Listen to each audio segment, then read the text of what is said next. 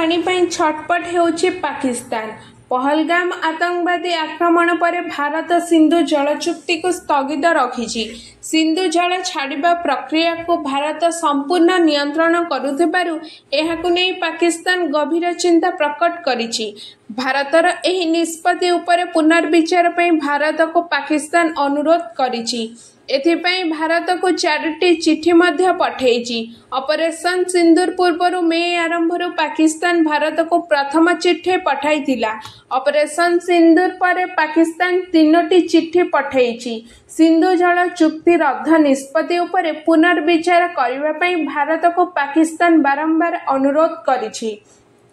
पहलगाम आतंकवादी आक्रमण पर प्रधानमंत्री मोदी कहिथिले वाणिज्य और आतंकवाद जल और रक्त गुली और कथबार्ता एका सांगरे होई परिबो नाही। एहा परे भारत सिंधु जल चुक्ति रद्द करिथिला।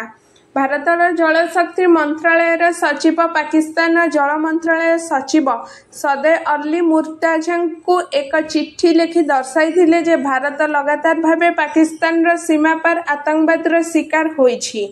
भारत सिंधु जल चुक्ति रे एहार अंश ग्रहण को रद्द करिथिबा एही चिट्ठी रे दर्शा जाइथिला। पाकिस्तान पारस्परिक विश्वास एवं सहयोग को नष्ट करि देइछि बोली भारत कहिथिला।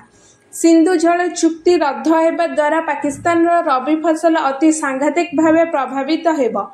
केवल कृषि नुहे दैनंदिन जीवन रे मध्य एहार प्रभाव रहिबो। एथिरे पाकिस्तान अत्यंत उत्कट जल संकट मध्य देखा देई पारे। एही मामला रे मध्यस्थता करिबा पई पाकिस्तान पूर्वरु विश्व बैंक को अनुरोध करिथिबा बेले विश्व बैंक एहाको प्रत्याख्यान करिथिला। Bureau report around Odisha live.